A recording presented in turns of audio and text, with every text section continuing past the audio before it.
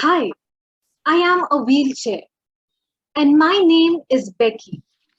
At least that's the name of the girl who steers me.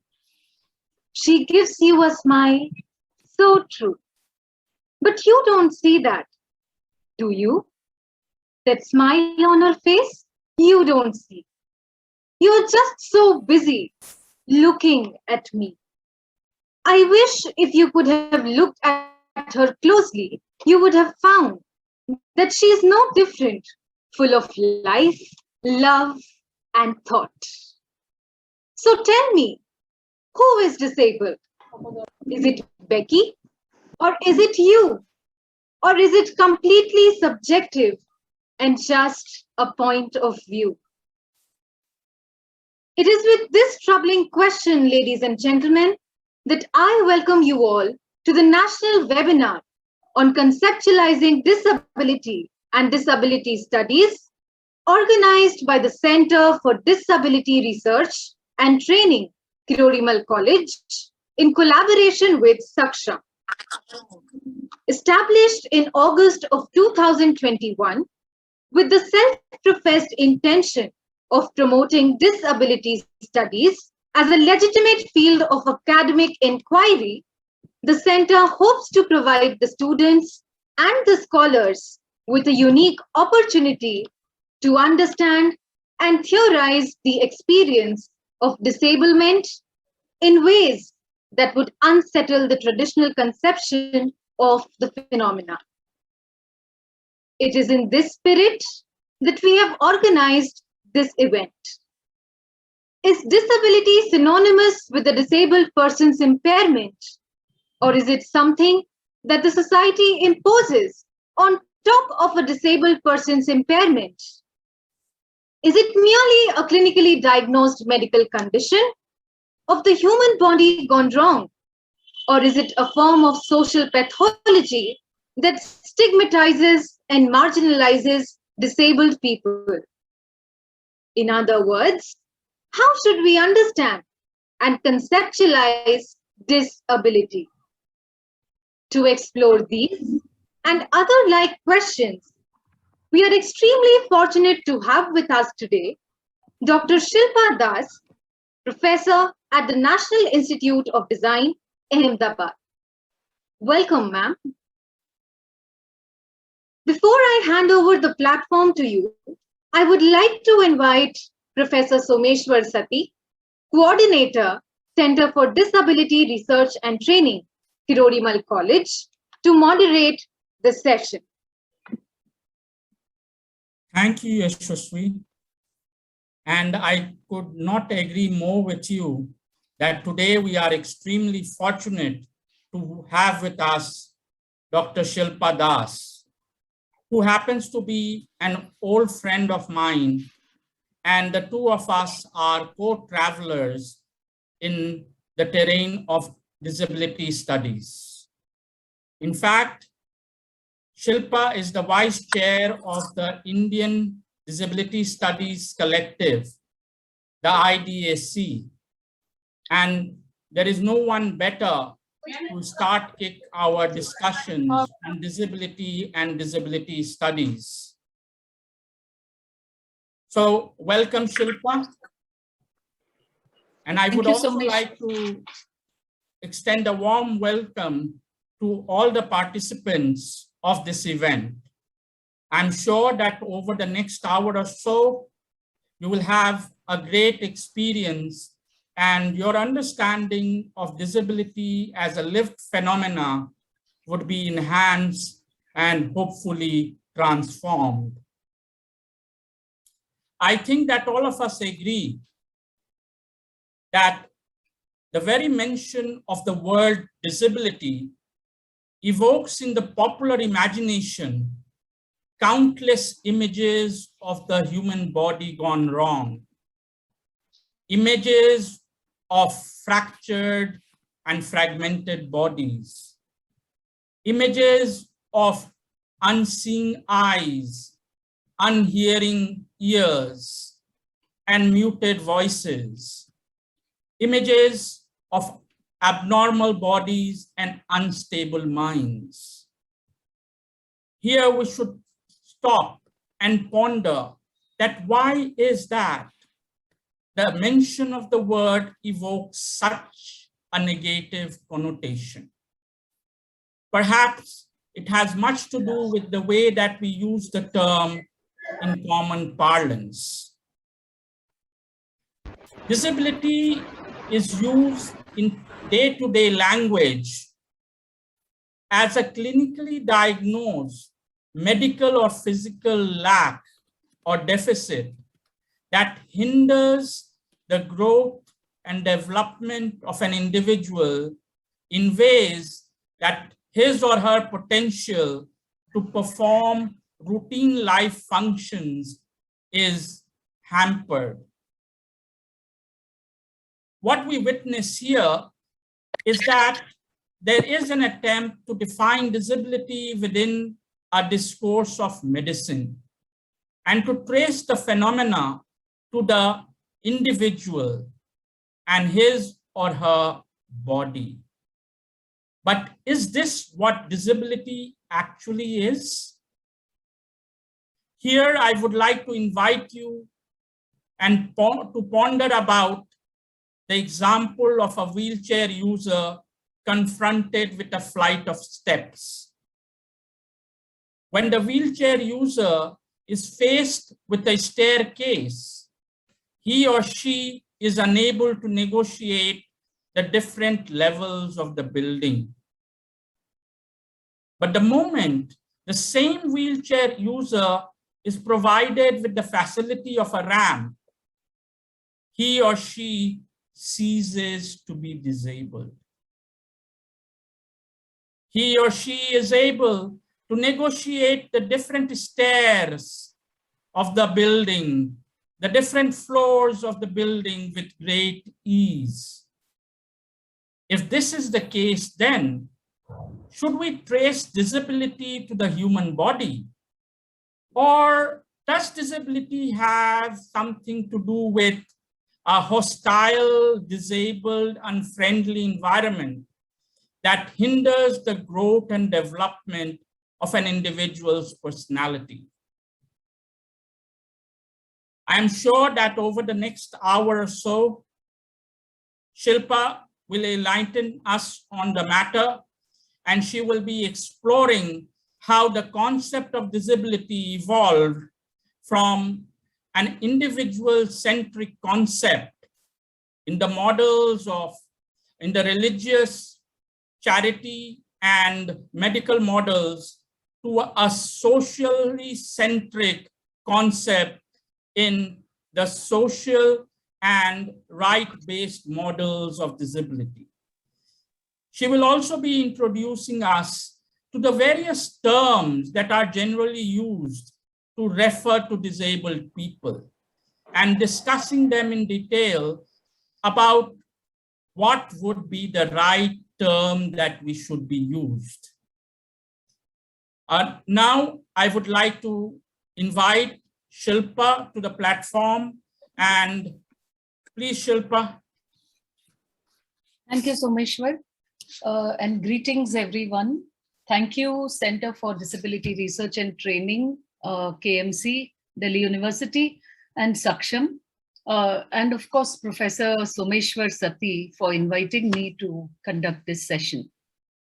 So this lecture basically aims at an introduction to disability in terms of terminologies, definitions, and conceptual models, as he mentioned earlier.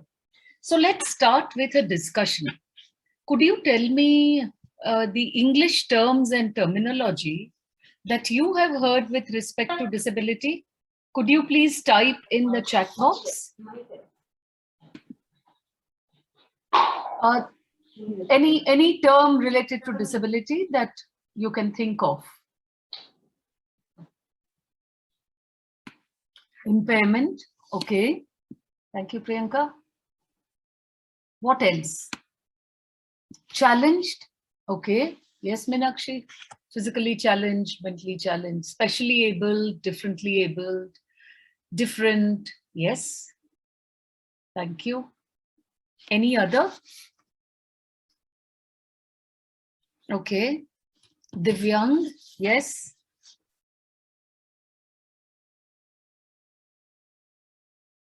Anyone else? Okay. So as we can see, there is a broad range of terms. And whenever I speak about disability, people usually ask me first, which are the terms that they should be using in terms of being appropriate, in terms of being politically correct, and to align with the correct disability discourse, appropriate ideology. Okay. So there's also a great deal of confusion about these terms. All these terms, for example, that you all have typed out here, and including terms like handicapped and so on. And many a time, people use these interchangeably, and they are not sure which term to use. However, most of these terms that we have put here are unacceptable to disabled people. Okay. And there are a variety of reasons for that. So in this session, I will not use it because disabled people typically look at these terms either as patronizing or as dehumanizing, or they feel that these terms reduce them to some kind of a deficit, or they depict a lack, or they either try to elevate their status, or they try to put them down, but they don't really look at them as they would like to be looked at. So then it means that which term should one use? So the term people with disabilities is usually preferable because it asserts the value of the person first and the disability becomes secondary. But people who have disabilities themselves, and I shall do so in this lecture, prefer the term disabled people to people with disabilities. And they use it in a political way to foreground their identity first. And basically, people were, it is something similar to the way the LGBTQ community takes pride in their identity today.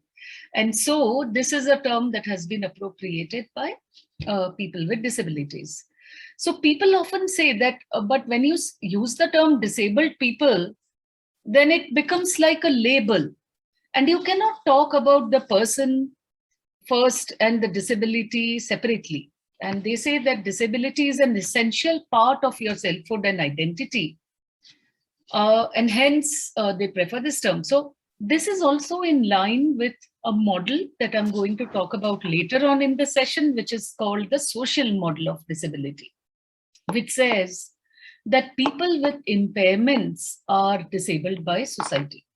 Not everyone has come to agree on this shift, and many people, are still comfortable using some of these terms that we have put in the chat. But many people are actively arguing today for first identity, first language. And as I said, they use the term CRIP, for example, people with locomotor disabilities, as well as disabled. And this term actually derives from a term that is quite pejorative, that once upon a time was looked at as a swear word. To call somebody cripple was a swear word. But now it has been reappropriated and revitalized. And just as the term queer has been given a political color as a form of resistance to a kind of oppression, right? So CRIP basically gets us to think and rethink what disability is, what normalcy is, and the evolving accepted methods of studying disability. So this brings us to terms like able-bodied and ableism. So what do we mean when we say able-bodied? It usually means that basically able-bodied and ableism, they have some kind of a dynamic relationship between them. And to be able, typically in a commonsensical way, as we all understand, means to be normal, in quotes, or quotes, free of defects. But the word able is not so simple either. Some people have called ableism the insistence on being seen as normal, in quotes, and the discrimination in favor of the able-bodied. So you have racism, sexism, and ableism, which means you discriminate in favor of the non-disabled community. So ableism is like, as I said, racism, sexism, and other forms of discrimination.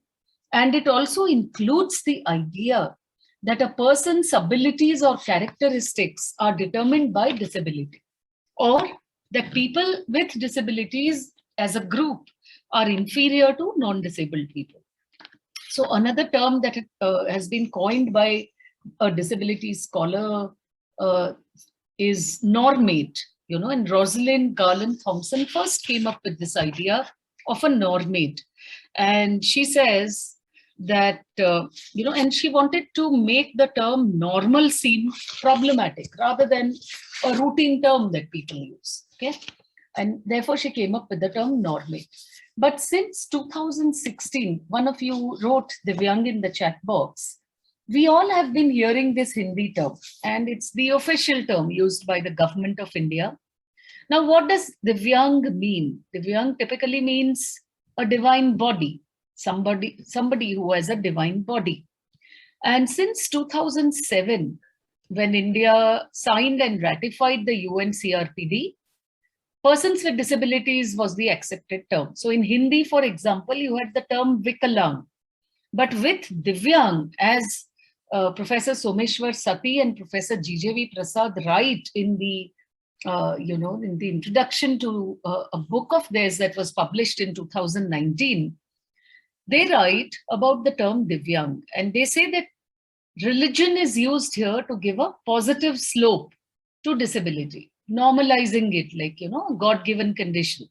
And therefore you have to accept it because it is given by God. This is very similar to what Gandhiji meant when he used the term Harijan, or children of God, which he used euphemistically to mainstream the lowest castes, of course.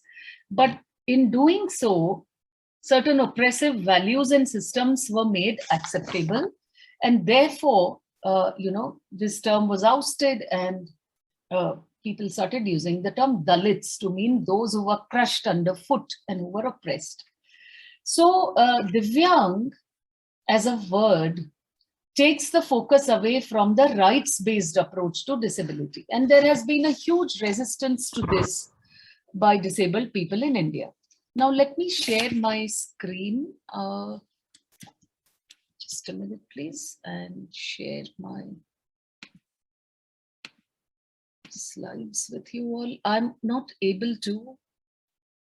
Can you, have I been given the rights to share screen? Could somebody check, Yes, ma'am. please? Yes, ma'am. But why is it not showing my desktop? Oh, okay. Just a minute.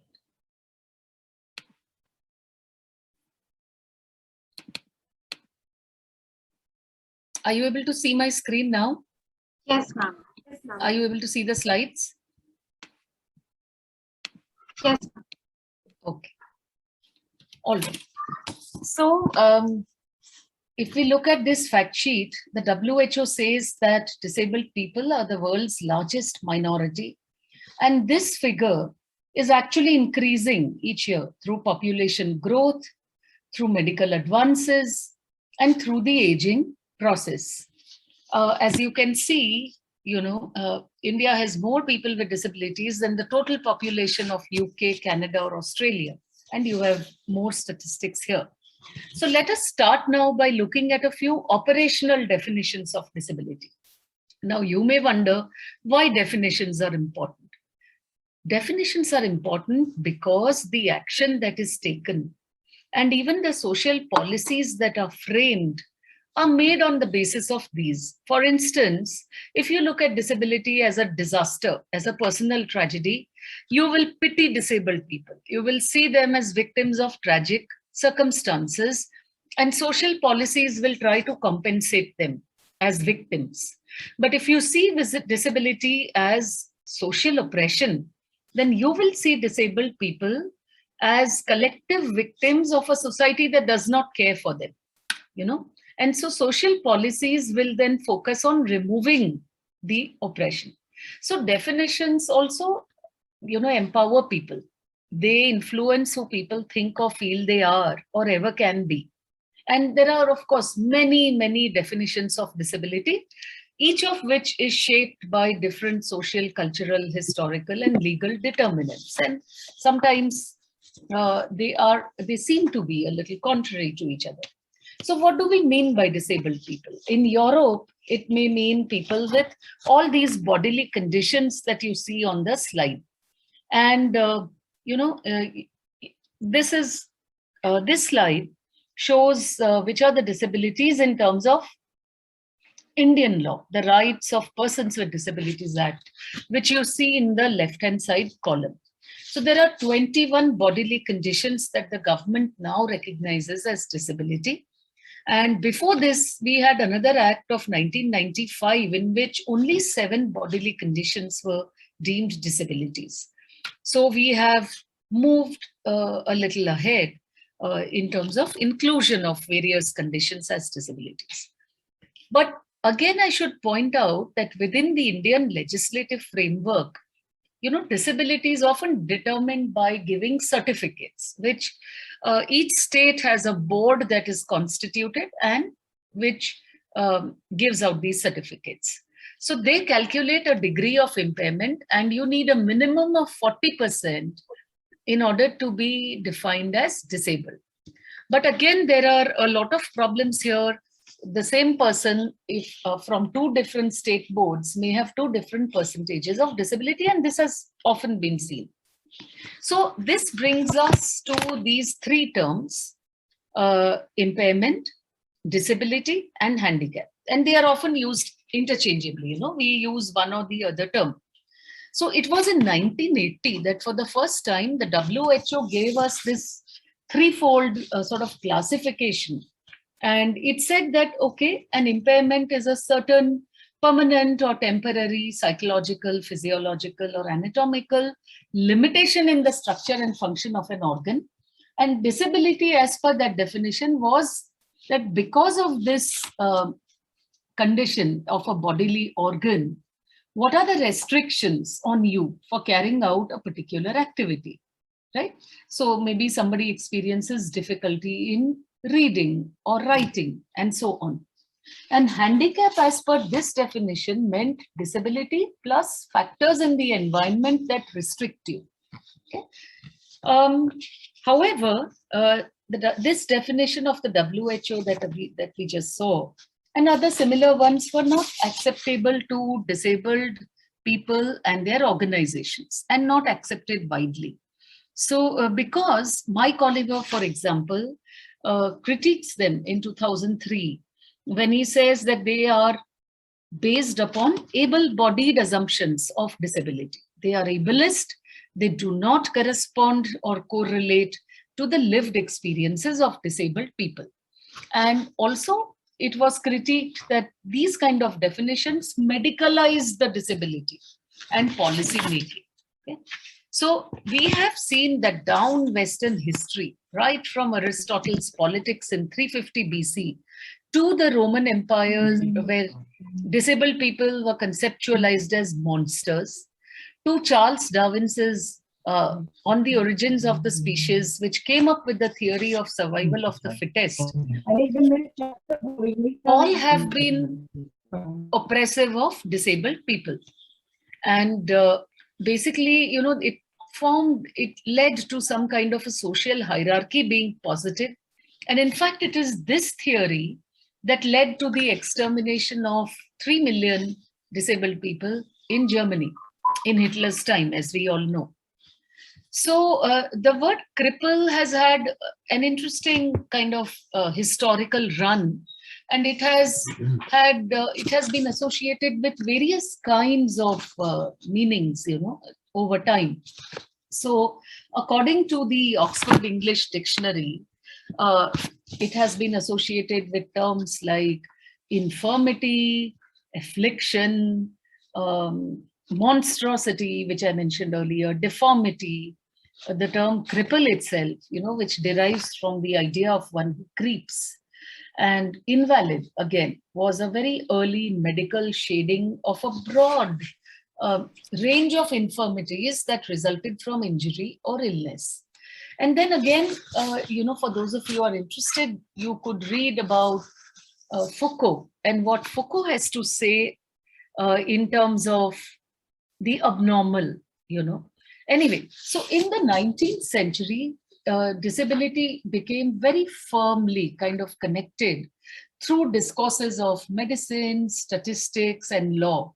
It became connected officially to words such as deviance, abnormality, and disorder. And if you read Leonard J. Davis's milestone book, which he wrote in 1995, he argues that it was around the 19th century that the modern conceptualization of disability emerged. Basically, it began to be seen as a byproduct of the concept of normalcy.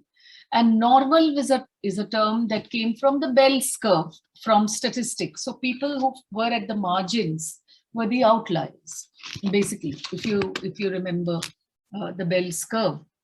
So with the development of statistical science and the bell curve, human ability came to be seen as a continuum, with disability and disabled people occupying the extreme end and inferior end, of course, of the spectrum.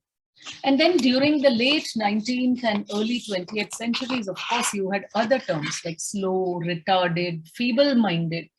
If you read the literature of the time, you come across several novels, where these terms are used. And arrested development, regression, these are the kind of words and phrases that were used. So, okay, so as a result of this kind of dissatisfaction, a group of people came together in the UK. They were called the UPIAS, the Union of the Physically Impaired Against Segregation. And in 1976, they wrote their manifesto document where they redefined disability. And they said that, look, disability is basically the disadvantage of or restriction of activity, not caused by the body, but caused by a contemporary social organization that does not take account of people with physical impairments. And in doing so, it excludes them from the mainstream of social activities. And then because of this definition, the WHO revised its earlier classification in 2001. Okay, and this new classification, which was called the ICIDH,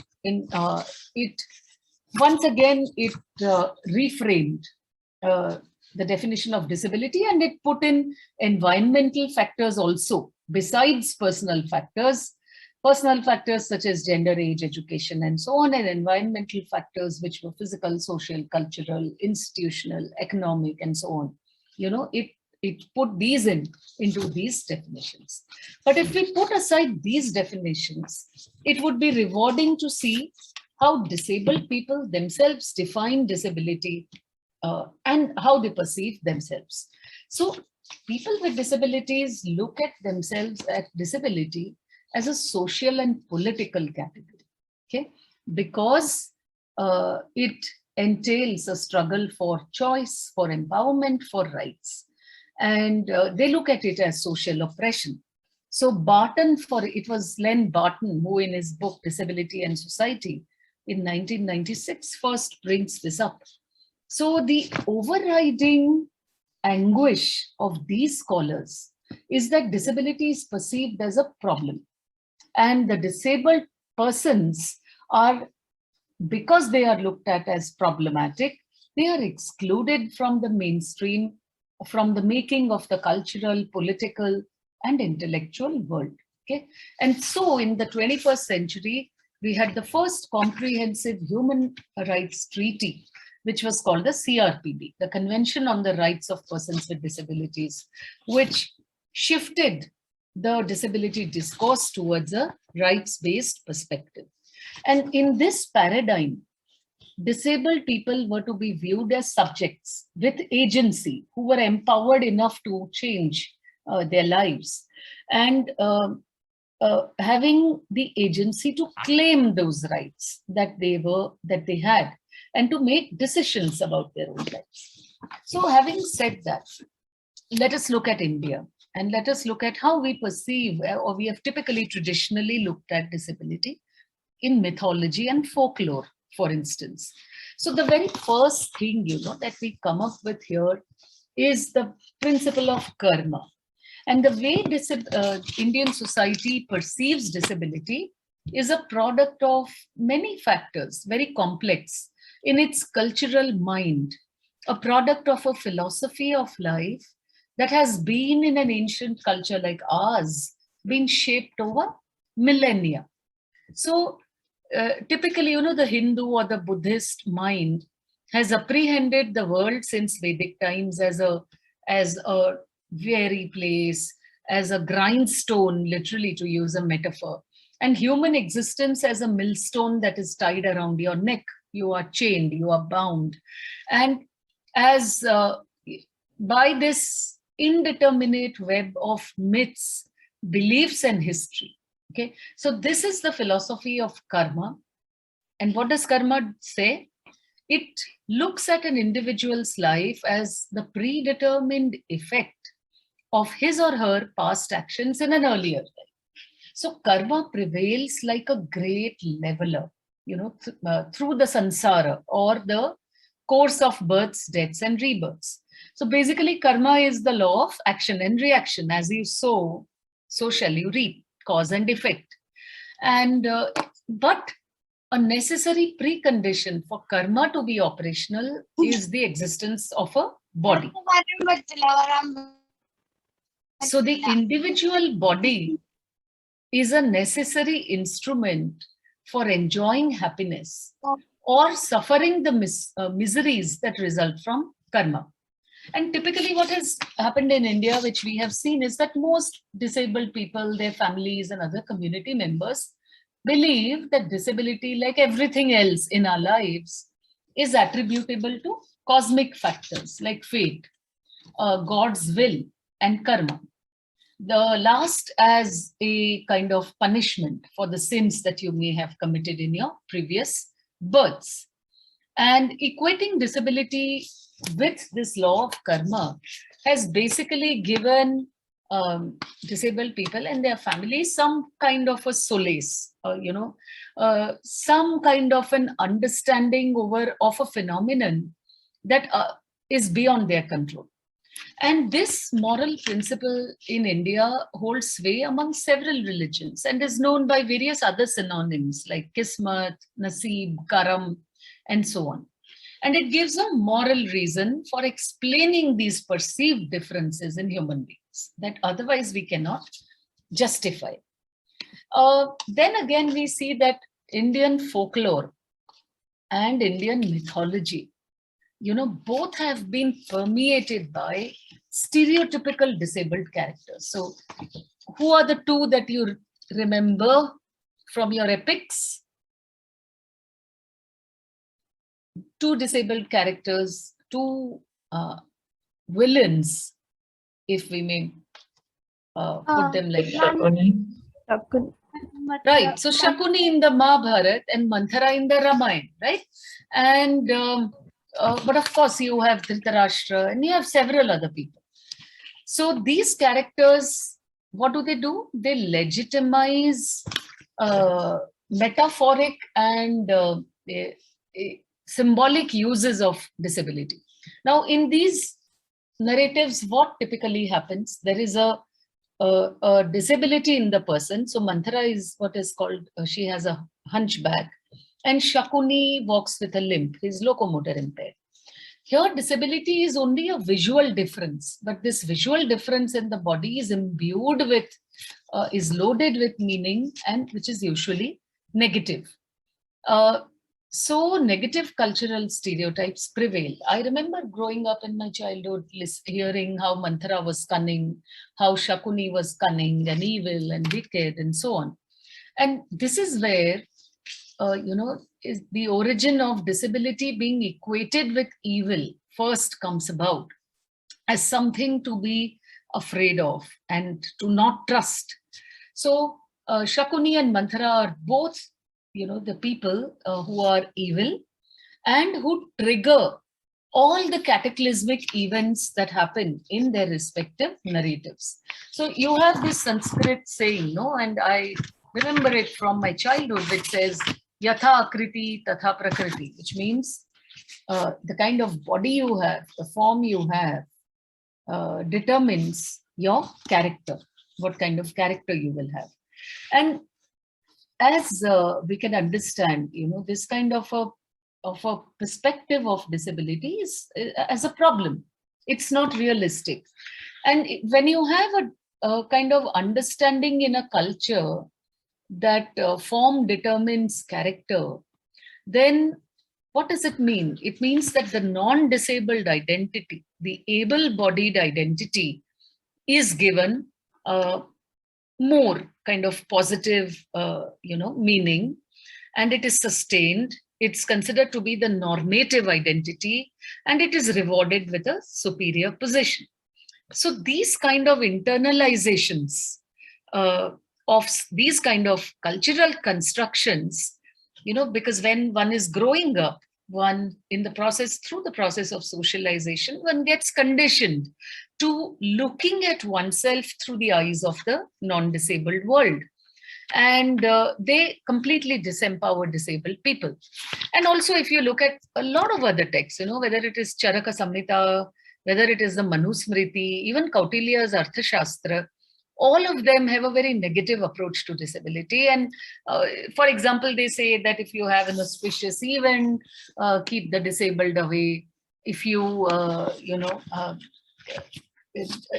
they are paying for the sins of their previous life. And so again, they kind of disempower them. So with that, let us now quickly look at some models of disabilities. So this is the first one. And I'm going to show you, I think, 3 or 4 conceptual models, which are both individualistic and non-individualistic models. And each model basically gives you its own explanation of what the problem is, who holds the problem, who needs to address the problem, and how should it be addressed. So this is the morality model, also called the charity model, sometimes called the personal tragedy model, or the altruistic model, and so on, philanthropic model. So here, as you can see at the center, the problem is said to be the disabled individual, okay? And this model basically tells you that it is the attitude that people with disabilities are morally responsible for their own disability. It places the onus of disability on the individual. It says that disability is caused by a moral lapse. It brings shame to the individual and to the family. And here, disability is a synonym, it is made synonymous with defective minds and bodies, suffering, abnormality, being a burden on society, a stigma, the outward manifestation of inner evil, and so on. Okay. And you can, I'm sure if you think of films that you have watched with disabled people as characters, then you know what I mean. So typically, the circles that you see in the diagram are the stereotypes that are used for them. Yeah. So either they are said to be sad, tragic figures, or passive. They can't do anything to change their destiny. They are a burden on society. They need to be pitied. They need looking after, and they need our help, charity, sympathy, and so on. Or they are bitter, angry, twisted, and aggressive people. So that's a negative stereotype. Again, both are negative stereotypes.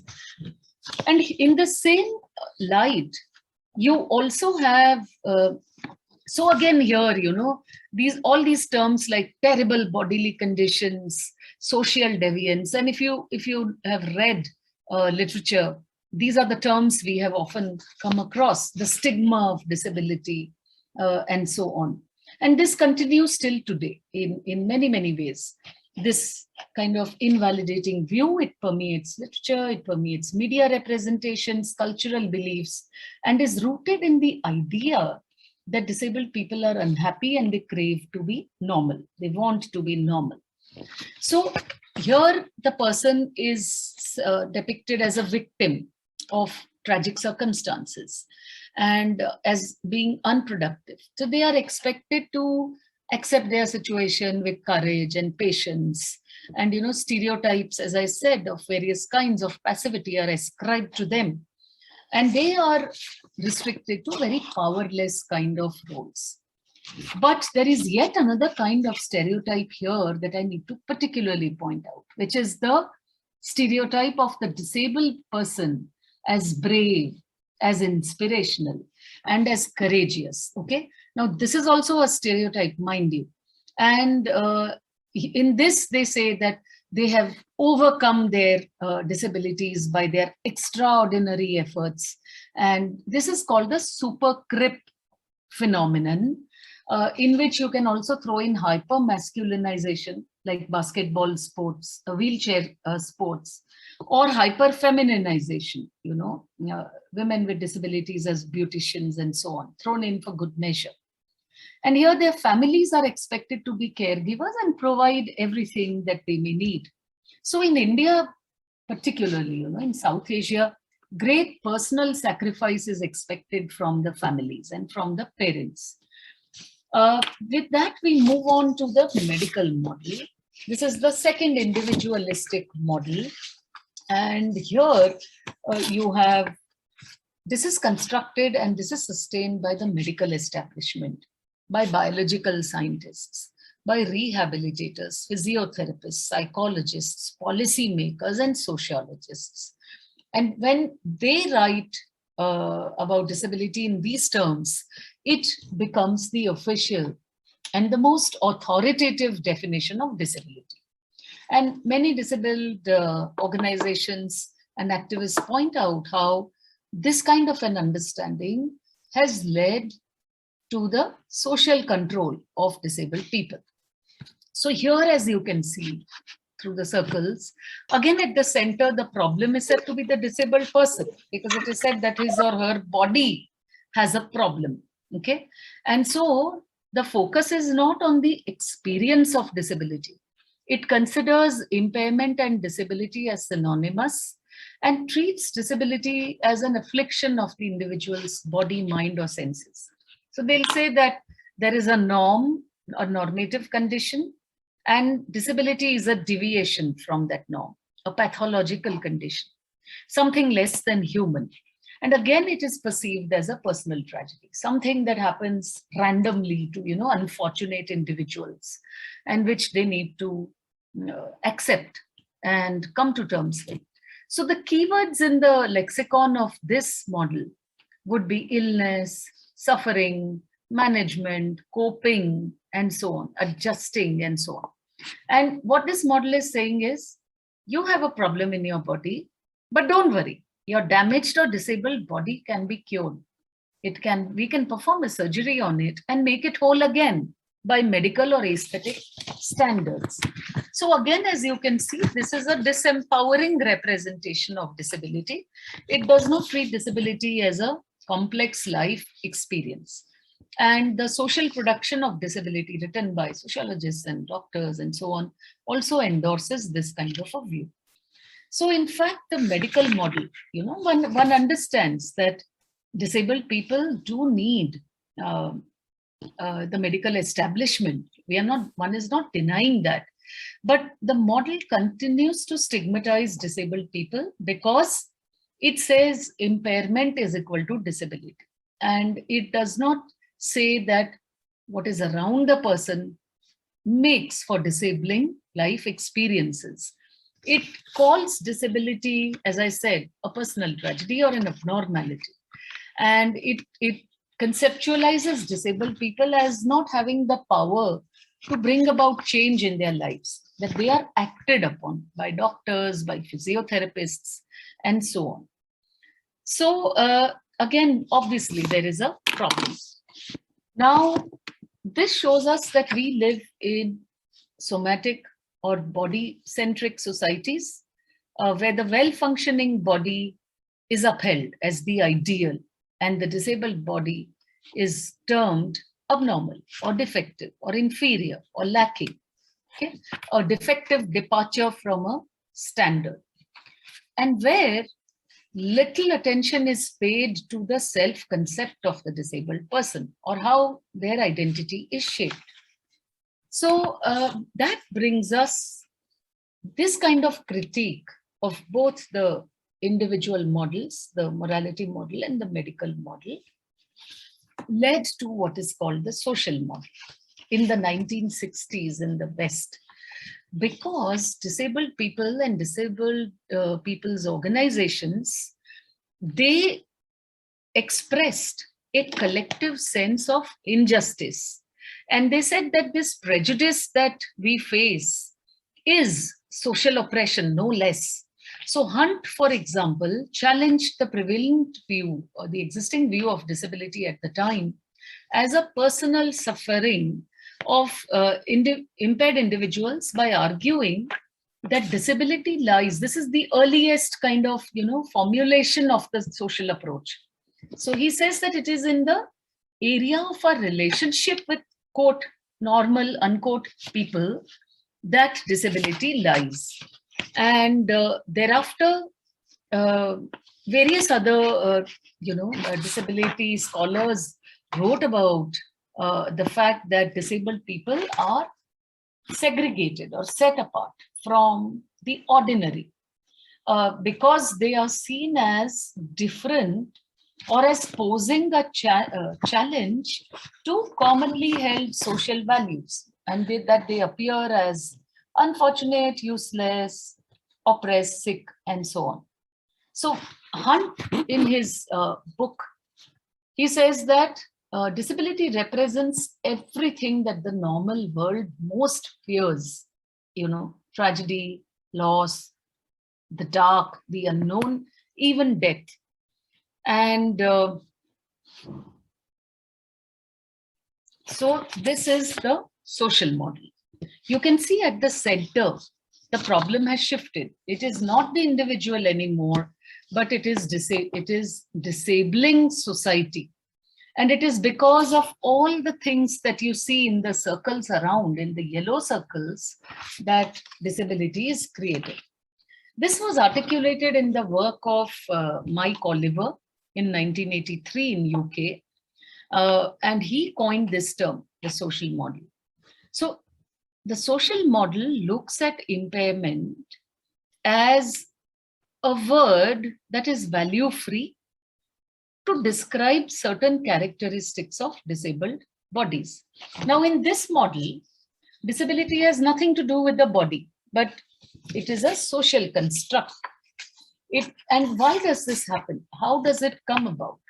He says because it results from dominant social, political, and economic ideologies, indifferent social barriers, disabling environments, because your built environment, your public transportation systems, they are missing, because universal design applications are missing in most, product design, because you do not have service design, because you lack, you lack inclusive education and employment opportunities or alternative ways of working for people with disabilities. But besides these, disabled people also say that even communication barriers, if you have prejudices against the community, institutional discrimination, individual prejudice or bias, all of this leads to disability. When society has unrealistic expectations about bodily norms, when culture falsely projects disability in a negative light, and because there is not adequate information on disability that is disseminated, that exists out there, that disability is created. So they say, the social model says that all these things do not accommodate the struggles and problems the exclusion of disabled people, and they lead to fundamental inequalities and a situation of handicap. A handicap in this model means that it is a very severely detrimental situation that isolates disabled people from the mainstream in every way, socially, vocationally, economically, and educationally. So as you can see, the social model is a profound paradigm shift in the way disability is conceptualized, because it is about agency, empowerment, social participation, equity, rights, choice, and social change. Okay, and in this model, disabled people are rights holders, and it is their prerogative to advocate, to bring about change, to advocate for the removal of institutional, physical, communication, and attitudinal barriers in society. Now, when we look at all these different models of disability, we realize that the approach and the perspective has moved from the disabled individual to structures in society, to collectivities and interaction with the environment. At this point, there is a term that I've been using. I've been saying social oppression, social oppression. So oppression is a term that we need to get a little acquainted with. And it was actually the Brazilian educator Paulo Freire who, in his seminal book, The Pedagogy of the Oppressed, which he wrote in 1986, that he uses this term in a very extensive way. And his theory of oppression is an empowering discussion of the oppressed and is very suited to disability studies. So what is oppression according to him? He says that any situation in which A objectively exploits B or hinders B's pursuit of self-affirmation is an act of oppression, which means you do not let people realize their full potential. Okay. And he says that such a situation in itself constitutes a kind of violence because it interferes with the human being's historical vocation to be more fully human. And he calls this violence on the person's identity. So he says, never in history has violence been initiated by those who are oppressed. Think caste, think about minority identities, and you will know what he's saying. So he says violence is initiated by those who oppress, who fail to recognize others as people. And to the oppressor, the existence of the oppressed is necessary for their own existence. They are binary opposites, they are antipodal in nature. But the oppressor cannot define themselves unless they have the other identity, right? And so oppression is basically about, I'm just encapsulating in very brief what he's saying in this book. But he talks about how oppression is about overweening control. He says it is a very, it transforms people, it objectifies people, it transforms them into passive objects, does not give them agency. And he also says that oppressors do not, they by dehumanizing the other identity, they also actually dehumanize themselves. And they cannot see that in the egoistic pursuit of having possession over others, they themselves also get suffocated in their identities, and they no longer are. They merely have possessions, because it's all about control. It's all about being material, and it's all about purchasing power and a very materialistic concept of existence. So he says, just as the oppressors dehumanize others and take away their rights, they themselves also become dehumanized. Okay. And as the oppressed who are fighting to be human take away the oppressor's power to dominate and suppress, what he's trying to say is that if those who are oppressed resist and they push back, then they are not only taking away the power of the oppressor to dominate, but they are also restoring, in a sense, to the oppressor the humanity that they had lost through the exercise of oppression. So it's a very profound thing that he says. And so there are 7 general ways to understand this main harm of oppression, political and economic and freedom deprivation. How, in how many ways do you deprive people? So this discourse of oppression has been carried forward by many scholars, including Jason Chen here. And he says psychological harm, the deprived capability to self-develop, and all of this constitutes oppression. So, of course, Chen, if you were to read his paper, he describes each of these in great detail. So, for example, he says that social deprivation means that the members of a group possess the complete range of human abilities, needs, and wants that are valued at that time as important to being a human being, and they have it. So when they deprive others of having it, they are dehumanizing them. They are taking away their right to be more completely human. So one of the basic elements of the relationship between oppressor and the oppressed is called prescription, which means that one person imposes his or her choice upon another, transforms their consciousness. And he says, Freire says that the behavior of the oppressed is also prescribed behavior, because it follows the guidelines of the oppressor. So at some stage, the oppressed begin to look at themselves through the eyes of their oppressor. And they have a very fatalistic attitude towards their situation. They self-depreciate themselves.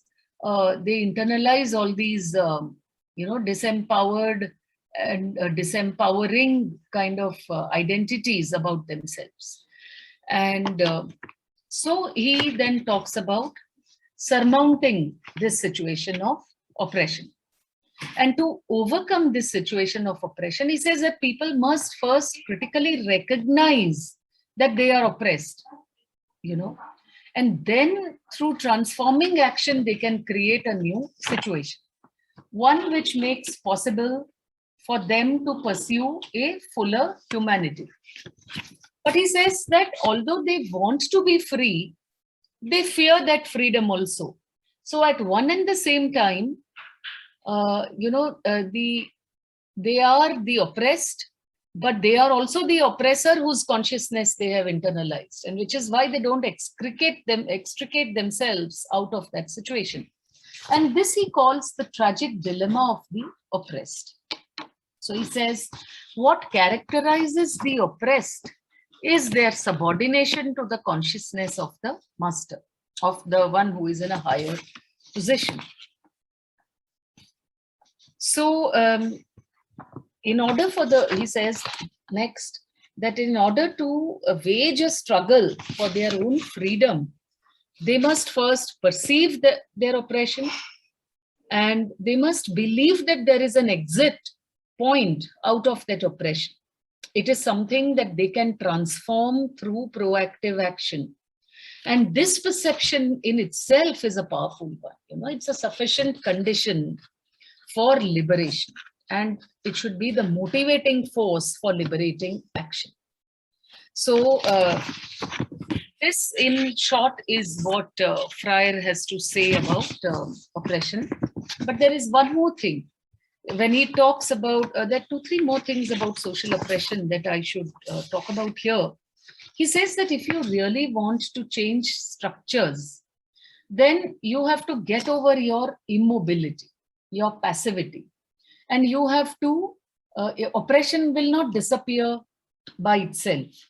So he says that you can do this in many ways. He says through reflection, through commitment to transformation, and action upon the world in order to transform it.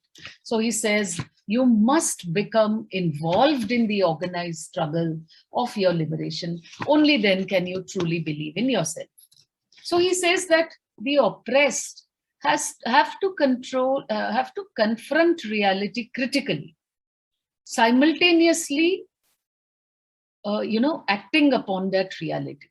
And a mere perception of reality is not enough. You perceive it, but you do nothing to change it. So he says, then that would lead to nothing. And this act of resistance is needed to stop your own dehumanization. So the need of the hour, he says, is to dialogue with people about their actions. And he says that the pedagogy of the oppressed, if it has to be truly liberating, should not remain distant from the oppressed by treating them as unfortunates and by presenting for them, for emulation, for inspiration, models from among the oppressors. And he says that the oppressed must be their own example in the struggle for their redemption. You cannot look outside of yourselves for redemption, for an external agency to come and redeem you. So then he says, he also talks about how, the oppressor must affirm that people are persons and that person should be free. You have to bring the oppressor to that understanding. And the concrete situation, if, you wish to bring about a transformation, that is absolutely a precondition. And then he says that sooner or later, being less human leads the oppressed at some point of time to struggle against those who made them so, and strive to retain and regain their humanity. But importantly, he repeats that they restore the humanity of both the oppressed and the oppressors. And this, he says, is the great historical task of the oppressed, to liberate themselves and their oppressors both. And he says that only power that springs from the weakness of the oppressed will be sufficiently strong to free both. And only power, only they can wage for both, and bring about humanity for both, a fuller humanity for both themselves and their oppressors. Because who is better than them to understand, and who is better prepared than them to understand the terrible significance of an oppressive society? Who suffer the effects of oppression more than the oppressed or the downtrodden? Who can better understand the necessity of liberation?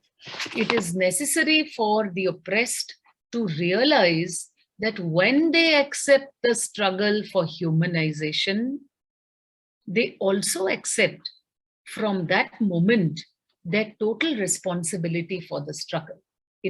He says, it should not be just a pseudo participation, but it needs to be a committed involvement. Okay. So with that, we come to this social oppression theory of disability. Now in this, once you understand that the impaired body is a social issue, then impairment and disability were deemed as distinct, as separate, and able-bodied knowledge claims began to be challenged by disability scholars gradually over time.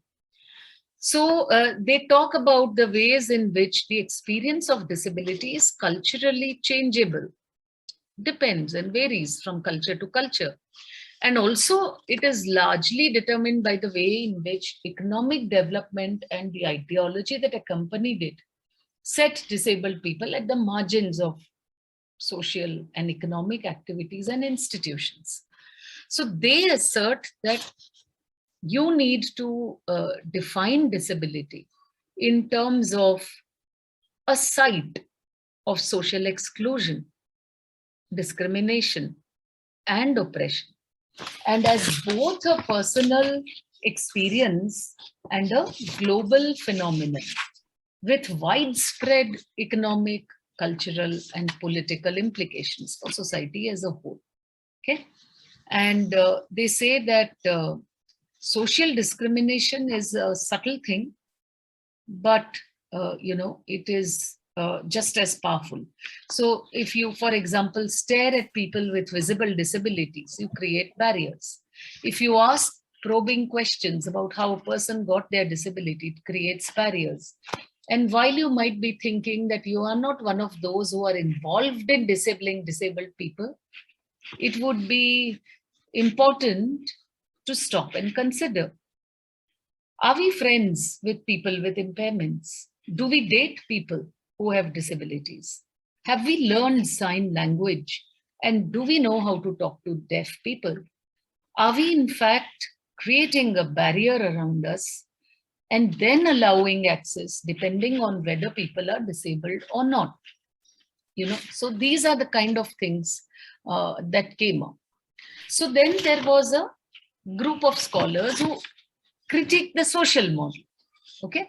And they said that the social model is fine and good because it shifts the problem from the individual to society, and that's fair.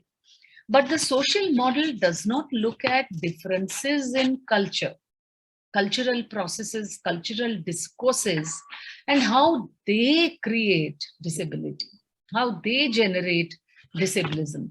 So some scholars critique the social model for underplaying the role and liability of cultural processes and discourses.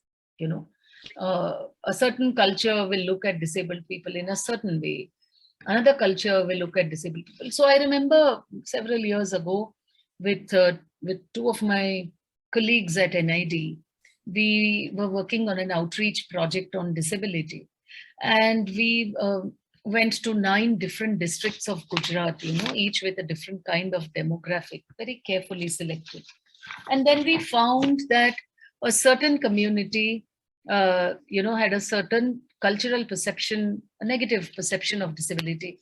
But we found that a certain minority community living there actually looked at people with disabilities in a positive light, and as contributing to society in several ways, and so on and so forth. And there were terms that tried to posit their identity in more positive terms. So anyway, much has been also written by scholars like Tom Shakespeare, who write about the way that culture, denigrates the disabled identity through the acts in public, such as staring, hostility, pity, and so on. And moving from, we will of course look at other critiques of the social model in our second session when we look at feminists and how the feminist disability scholars looked at the social model. Then we have the minority model of disability, and this model rejects and does not accept, the definitions such as normal, the normative identity. It looks at the process of othering, the production of cultural minorities, devalued members of society, and to social inequalities. So this is the minority model of disability. And what do we mean by a minority? A minority model is basically the study of the shared experience of all minority groups, of prejudice, of discrimination, and stigma.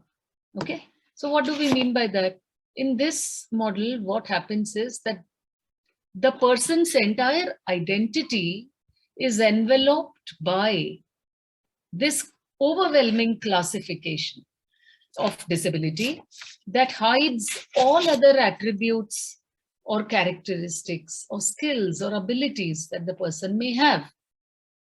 And because it does not look at these, it does not look at disabled people as part of the mainstream population, they are traditionally then seen as inferior and as psychologically, physically disempowered. So they have few positive role models and few positive images within the arts and media, for instance. They are underrepresented politically. when you have any minority in terms of issues and office holders, they do not have or have limited access to economic resources, and they have little or no political power. And in this way, they are summarily kind of excluded from the mainstream of life's opportunities. Okay, so with that, there are of course several very positive models of disability that, and all these models have come from the social model. They actually talk about a non-tragic view of disability, and they emphasize disabled people's positive identities, their strengths, their capabilities, how they positively contribute to society, their capacities, their resources, the talents they may have. And also, it basically says that positive social identities, both individual and collective, for disabled people need to, now it's high time that they are positive. So there was this film called, it was a documentary, and it's called Monica and David. So Monica is a woman with Down syndrome. She's asked to define the word handicap. And Monica responds by saying, when someone is in a wheelchair. And then she adds that this term may also apply to people who cannot hear or walk. It's a sickness, she concludes. But when the same question is asked to her husband, David, who is also disabled, who has Down syndrome, then he says that he does not have a handicap. And when he is asked if he has Down syndrome, he answers sometimes. So in this brief exchange, Monica and David basically they reveal the challenges of defining disability in a fixed manner, as a coherent condition or a category of identity. Because disability is also sometimes shifting. That is what they meant to say. So when David asserts that sometimes he has Down syndrome, it suggests one of the central tenets of disability studies, that disability is produced as much by environmental and social factors as it is by bodily conditions. So while Down syndrome may prevent David from driving a car or managing his own finances, for example, his genetic condition is not a defining factor of his feature of his home and family life. So these insights that we get from looking at Monica and David reminds us that the meanings that we fix to disability are shifting, they are elusive, and sometimes they are contradictory. So disability basically encompasses a very broad range of bodily, cognitive, and sensory differences and capacities. It is more fluid than most other forms of identity, in that it can potentially happen to anyone at any time. It giving rise to an acronym that is sometimes used on people with disabilities, and which is called TAB, temporarily able-bodied. Thank you. So in this, let me stop sharing first. Yeah.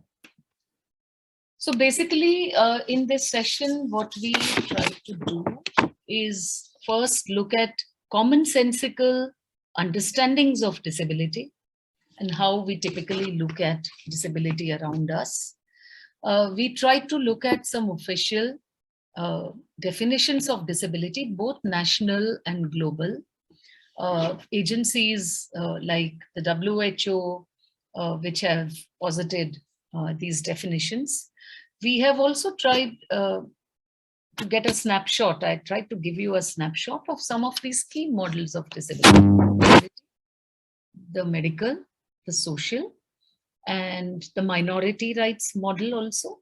And then we also looked at how some people critique the social model by saying that culture does not feature in it. Okay. And also in this session, we looked at the term oppression. Since I was using it so extensively, I thought that I should use the term. Okay. And also to add to this last point that I was making with respect to Monica and David, you know, let me give you an example from a personal experience. So many years ago, must be about 15 years ago, I was waiting at a bus stop in Hawaii, in Honolulu. And it was my first day there. Okay, it was the first time I had gone to the western part, the western hemisphere of the world. And while I was there, I saw a lot of people on the road using motorized wheelchairs. So for a while, I was quite like wonderstruck, and I was wondering. I said, I always assumed and I always thought that there are people with more locomotor disabilities to be seen in Asia or South Asia in particular. And I was wondering how there are so many people with locomotor disabilities in that part of the world. So, and then I got my answer, you know, because while I was standing there, a bus rolled in. Please give me 30 seconds. I'll just get myself a glass of water. Okay, just for a second.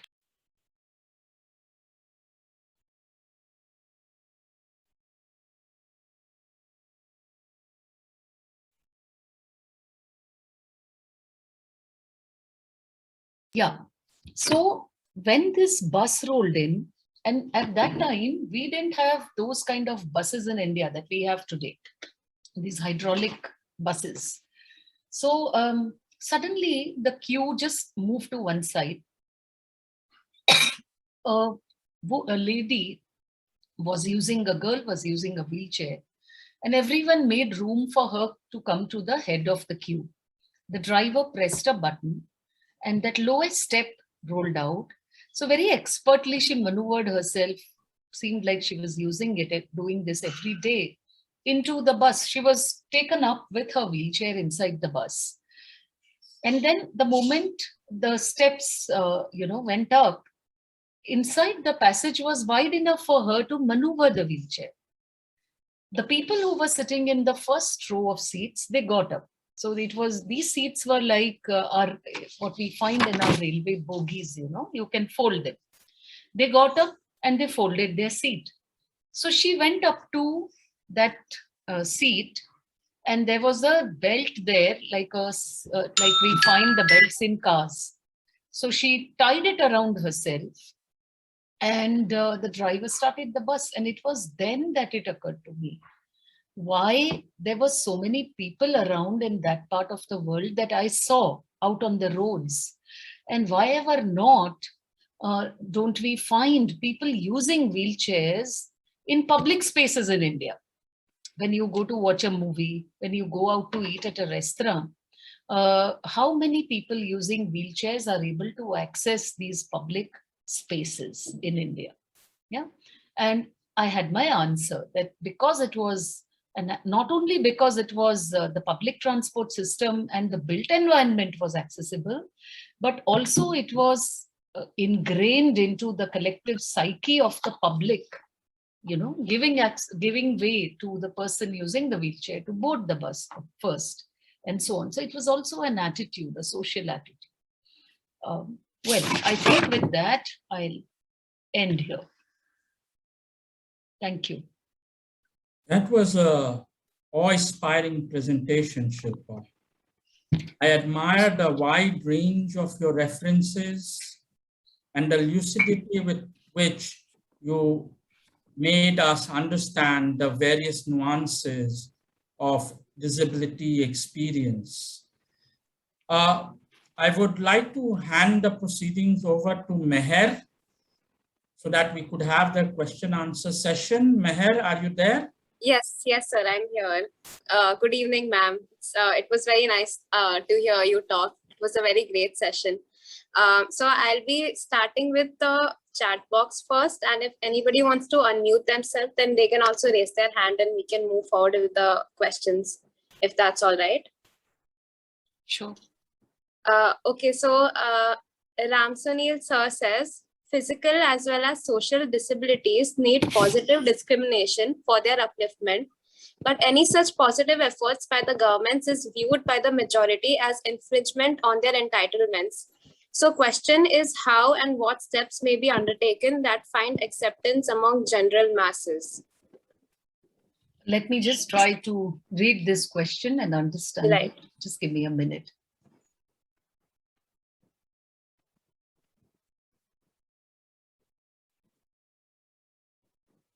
Yeah, I mean, it is not so much a matter, I feel, in my opinion. It is not so much about positive discrimination and about able-bodied society and people having to give up. And this word is telling, you know, what they look at as their entitlement, but it is more about the right the rights that the disabled community has, you know, in terms of the decisions that are affecting them, their community and their life. So one of the first things I think what steps may be taken to find acceptance among general masses. Yeah. I won't sort of elaborate on various steps, but I would definitely here like to speak about one particular thing that I feel has been sorely lacking, or that very little has been done towards it, and which is that we need to have in the public domain out there systematic and strategic behavioral change communication campaigns. You know, when it comes from the government, when it comes from the establishment, it's more readily accepted and acceptable to the masses. Okay. And somehow this is something that I felt we have not done. We may, which means that you cover different dimensions with respect to the lives of people with disabilities, and you make people aware of and sensitize them to, the sort of challenges and the disadvantages and the social exclusion of disabled people that is done. Many, as I said, I don't know whether I mentioned today in my talk, but all the way back in 2005, I was working on an outreach project with some of my colleagues on, again, to design a communications campaign to disseminate positive messages about disability and to tackle negative perceptions of disability among the general masses. And when we did that and we went out to the field, I mentioned that earlier, that we went to 9 rural districts of Gujarat, different districts. We found, and we went in, feeling that, oh, we are from NID and we'll design a great campaign and, we'll do wonders and so on. But we were quite deflated when we went to the field and we realized that even the basic understanding of disability, a common understanding of disability did not prevail. And people understood it in many ways. Some communities, one community, for example, I remember, equated being economically weak as a disability. That, of course, is one of the metaphoric ways in which disability is perceived in society. We came across different kinds of malpractices that were done. So, for example, 2 of the most horrific practices that we came across were, in one case, a child with an intellectual disability, they put raw egg in his ear, hoping, and of course, this stems from the fact that here this rubric is also a complex one, no? Poverty, literacy, all of that sort of enmesh to create this problem of disability. And so they put, and every day they would put an egg in his ear because the belief was that it will strengthen his brain or his mind, which was perceived to be weak.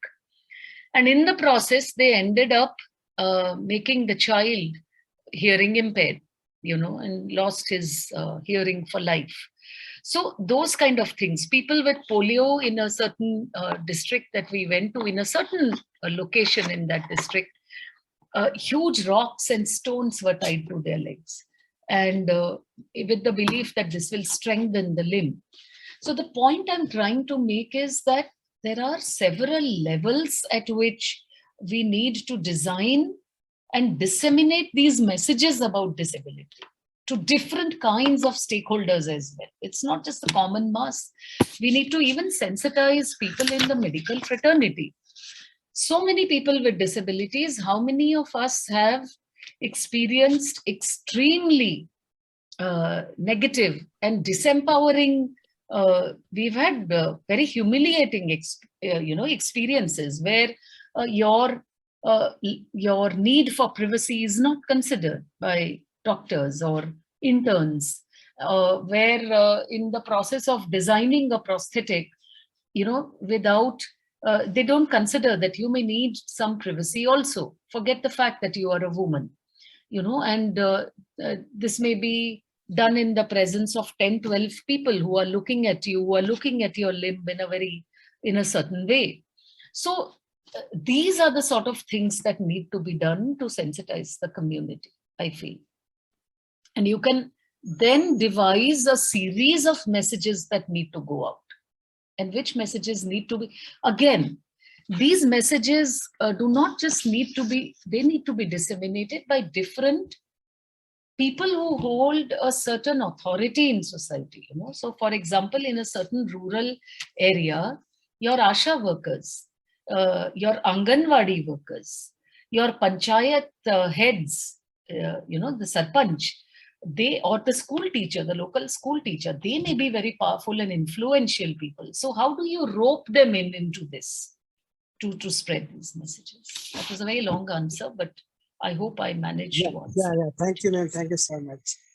Thank you. Shilpa, you raised a very important issue here, that legislation is only one part of tackling the problem. The important thing that needs to be done is the transformation of a mindset, right? And I would like to bring to your notice, I'm sure you are already aware of it, that the very government that legislates different rules and regulations is in fact the institution that flaunts these rules and regulations on most occasions. So as social activists, we have a twofold commitment or responsibility. One is to create pressures on the legislative structures to legislate desirable legislations and ensure that they are implemented by taking resorts to disability activism. But at the same time, it is also necessary for us to engage with disability at the social, cultural, and at the level of mindset. I think that's what you really mean.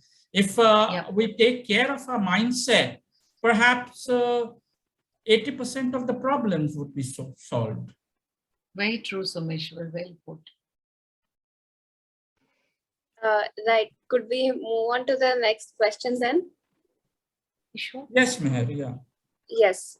So Saksham Arora asks, how should people generally, as well as research scholars, approach persons with disability for A, routine interaction, and B, research purposes?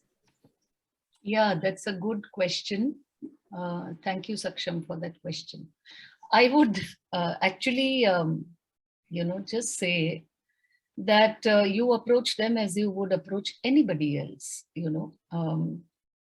whether it is for routine interaction or whether, but yes, for research purposes, I can tell you that it depends on who the researcher is, whether you have an outsider perspective or whether you are an insider, which means if an insider would mean that you belong to the community on which you are conducting this research.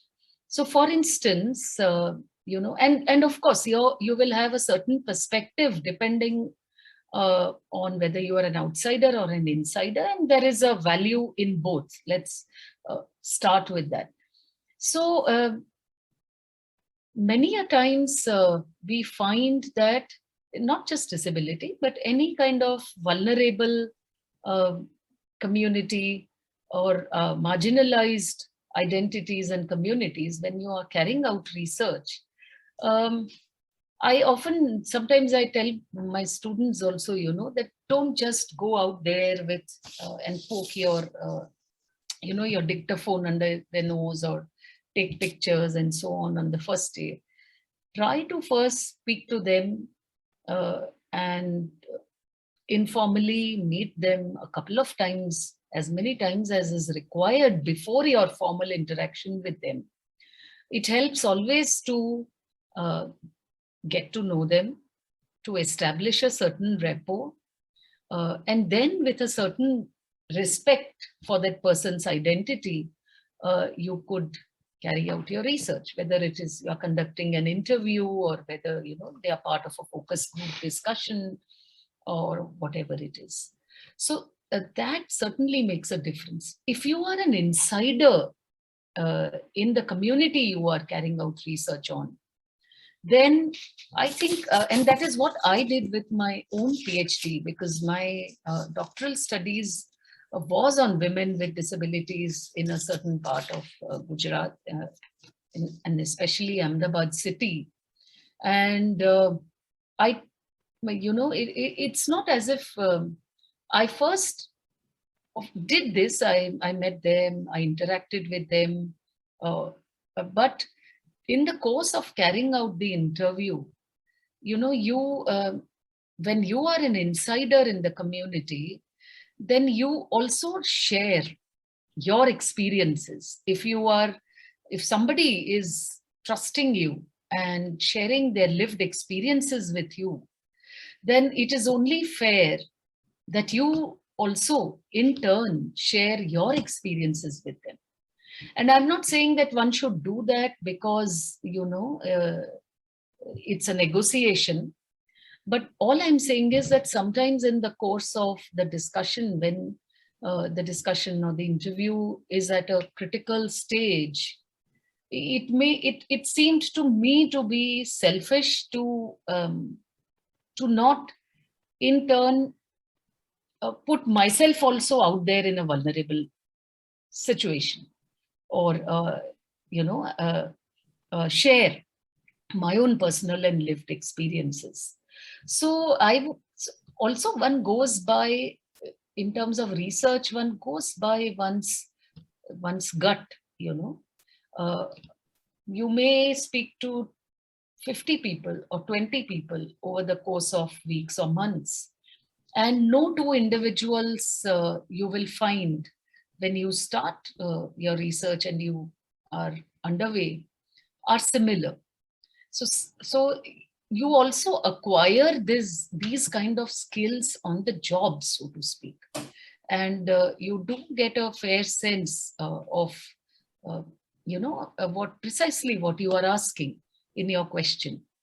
And my whole the one thing that I would say is just approach people as people, and people will respond to you. And the more direct you are, the more do not also at the same time, do not hedge and do not obfuscate things, and do not patronize, or do not, so the moment people always respond when they sense that there is a certain genuineness in your entire effort and what you are about to do. And if they feel that, especially in terms of research, I've found that people have been really candid, not just in terms of disability, but even other projects I've done with vulnerable communities.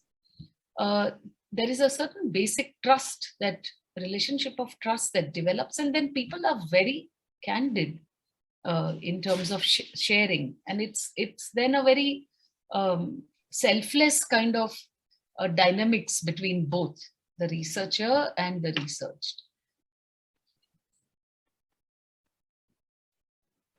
All right. Thank you, ma'am, for the answer.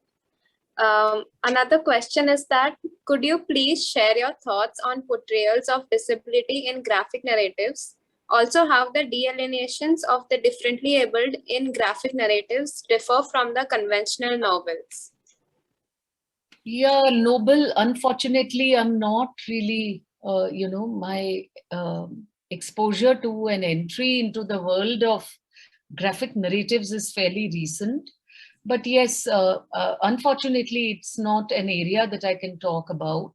But if you were to ask me about cinema, then yes, I can. If you were to ask me about novels or literature, in which disability has played a central kind of has had a focus, then I can. But this is something that your question has made me realize that one will have to go out there, and it's also actually a good potential topic of research for a doctoral studies by designers, for instance. Yeah. Yes, Shilpa, I would like you to comment on the about the last question in relation to the use of the term differently able. Are you okay with such usages? Not really, not anymore. And that is what I have pointed out. That is what I started with. All these terms, differently abled or physically challenged, they mean something. So differently abled, again, is a very patronizing term to my mind. And why, I would actually not use this term if I were you.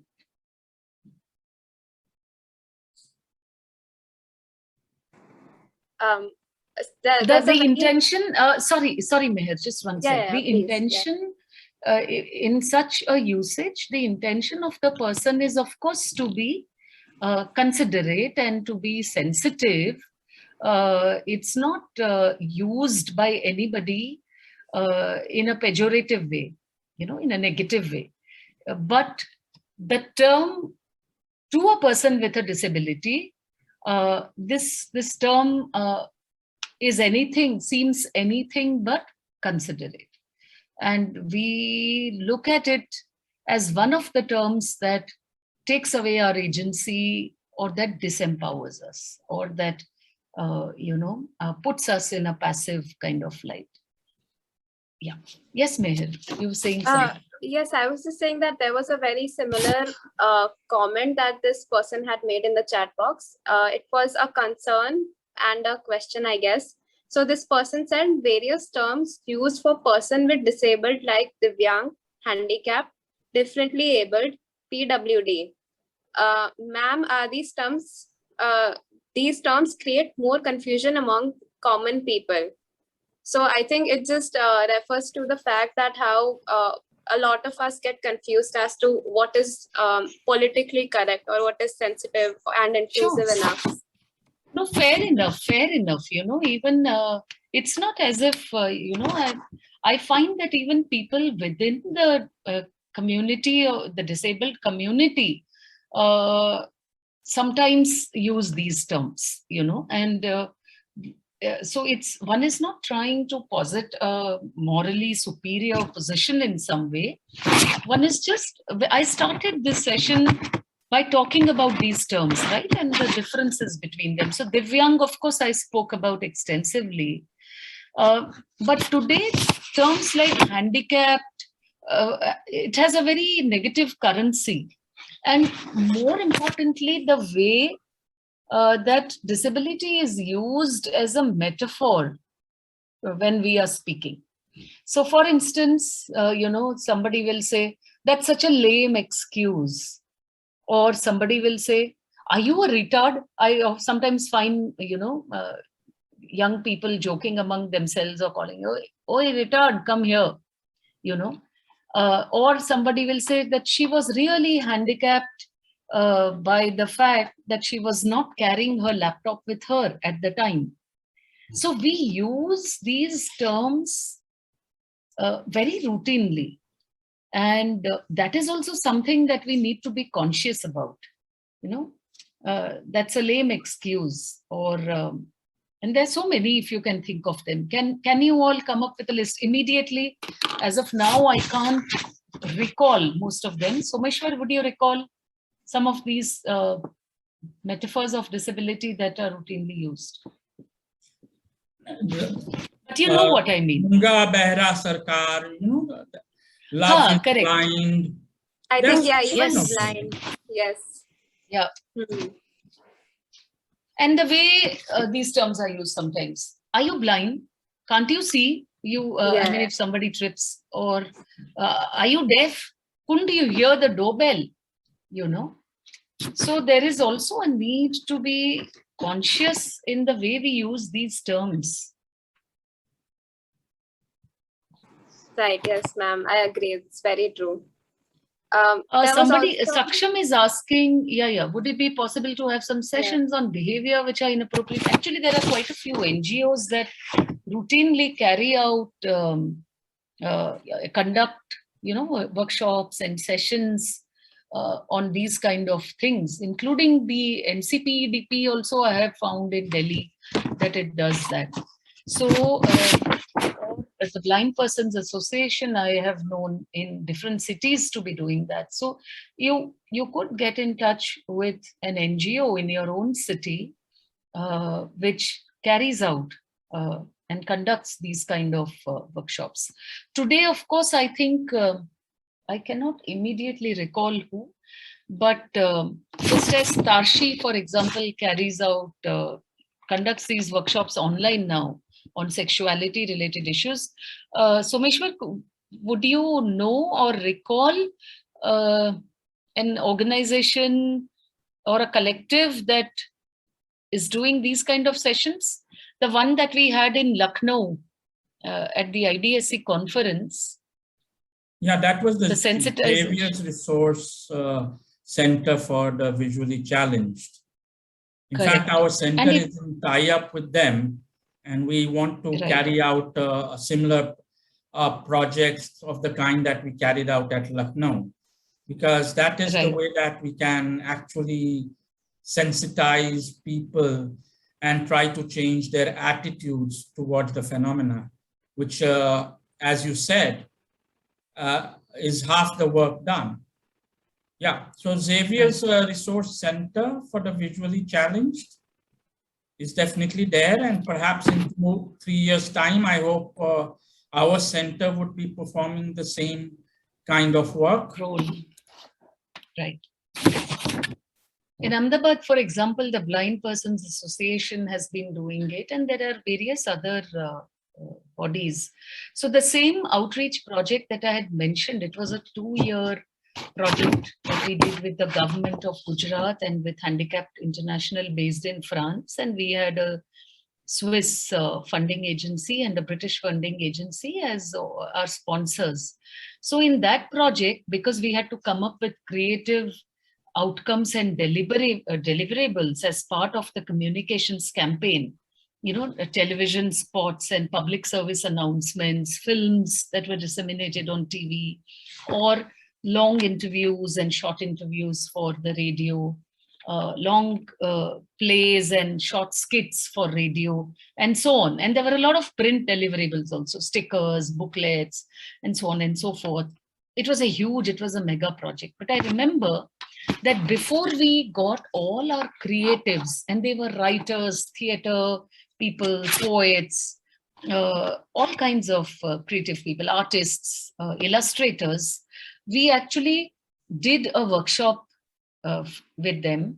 We invited one such NGO, which came and did this simulation sort of sensitization, So you give an experience of what it means to have a certain kind of disability.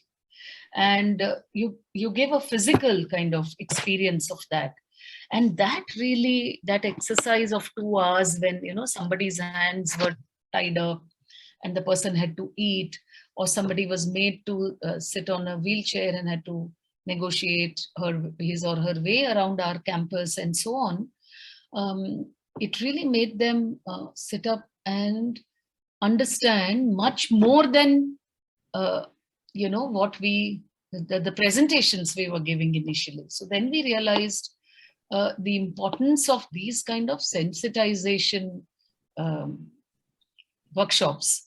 So their initial drafts that they came up with in terms of their plays and skits and so on, there were huge changes that they made to those, because of this sensitization workshop, and they modified it and they started looking at their own work in terms of how they were negatively devaluing, without realizing, inadvertently, the disabled identity in so many different ways.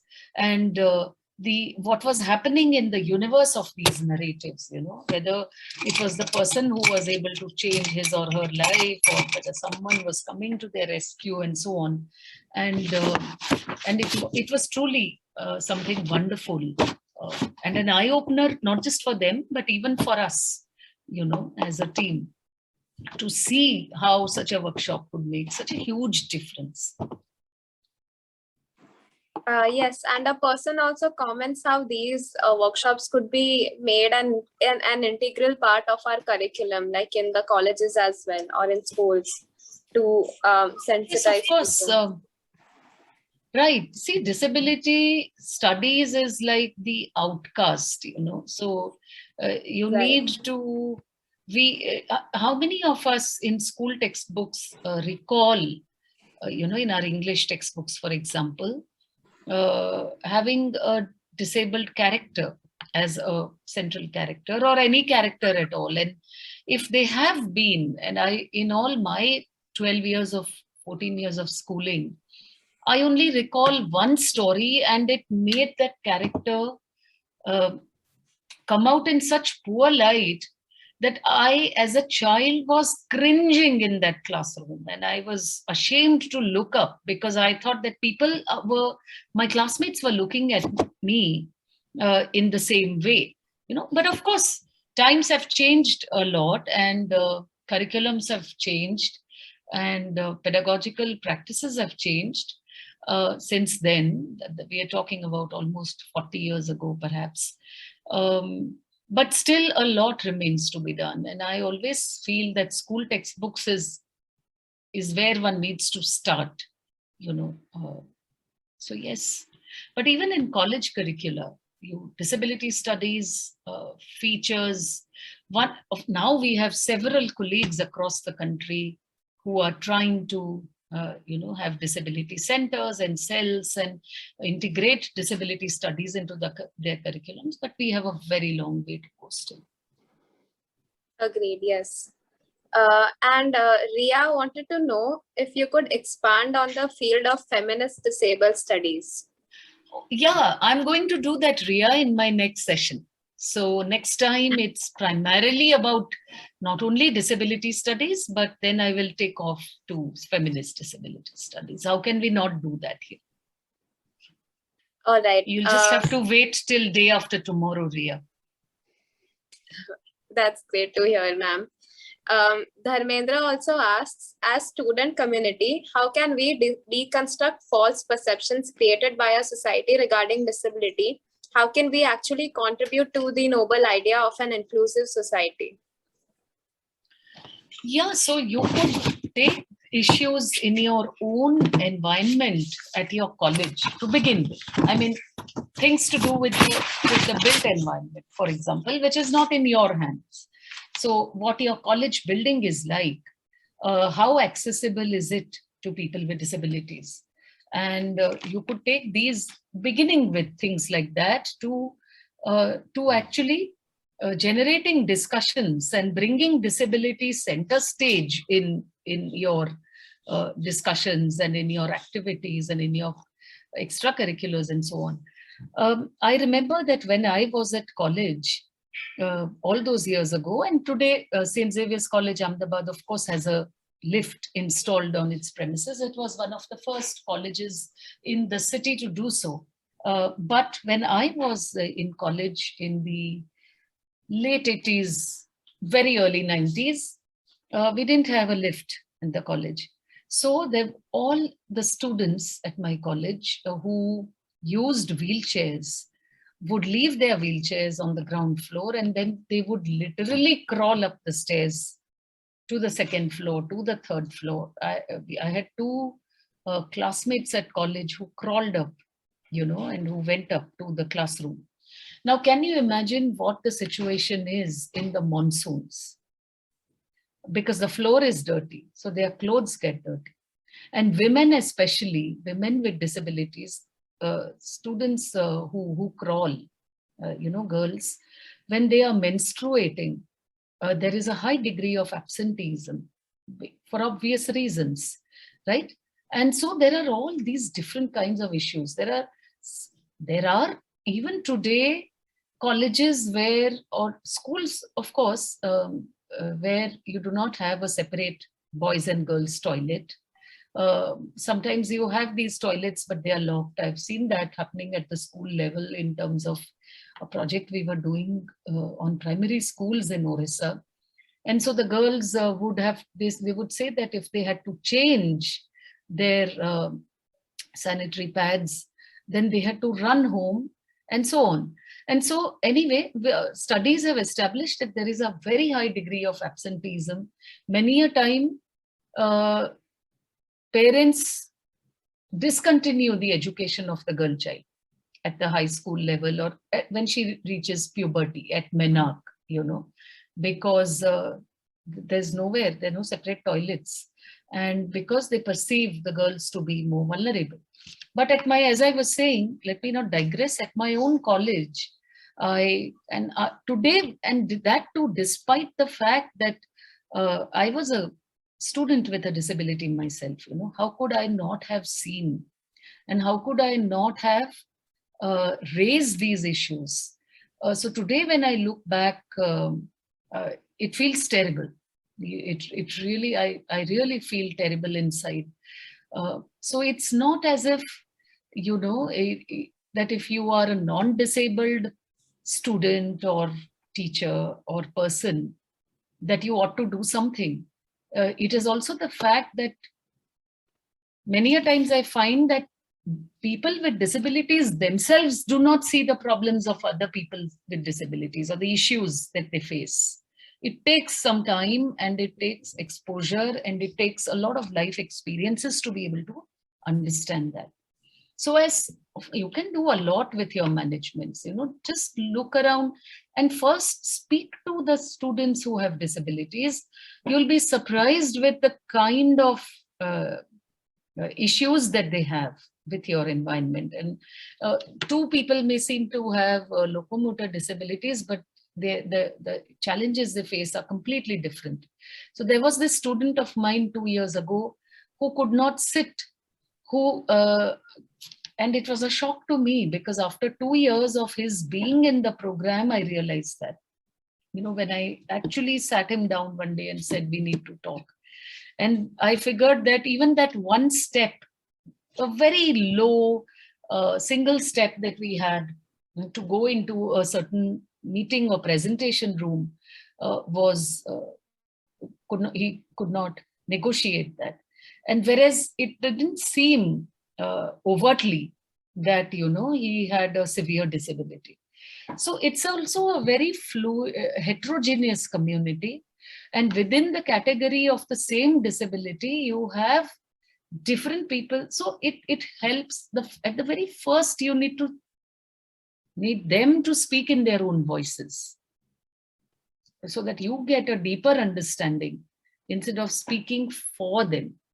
And then you could, of course, take it up and see. And you will be surprised with what a broad range of, and it's not just to do with the built environment, how accessible your college building is, whether there is a lift and so on, but also the attitudes and the mindsets and the perceptions of the community. Right. Ramesh also asks, just a second. Yes, he asks, can you talk about the employment sources on disability studies Recently, I completed my doctorate in this. Being differently abled person, I've completed this emotional journey. Again, Ramesh, I'm not the right person to answer this, but we have across the country, many of us are part of a collective, and we have a Google group where, people raise certain questions, and something in terms of employment, I'm sure we'll be able to bring it up there, and you will have people who are working in that area, in the area of employment, who can actually give you the right information. So it would not be right on my part to give you a half-baked answer. You can take my email ID from Professor Sati, and we could then take this up further. Professor Sati and I. Because see, even within disability studies, collectives and groups, different people will have expertise in a certain kind of area, in a certain subdomain of that domain. So somebody may be good with representations, and somebody else may be good, maybe an expert in terms of the legal aspects, and a third person would be an expert at something else. So it would be appropriate to seek your answer from the right person, I feel. Someshwar, would you like to say something here? I think what you are saying is quite valid, and he should definitely post his question up in the different Google groups that are there. And perhaps somebody who is into that area of employment would be able to provide him with the right answer. Neither of us are a specialist in questions related to jobs and job markets. So I think it would be not right for us to even try to address the question. But yes, we can take this further and pose your question to the right people. You keep in touch with us, Ramesh, and we will try to be of as much use as possible. Shilpa and I, we can assure that to you.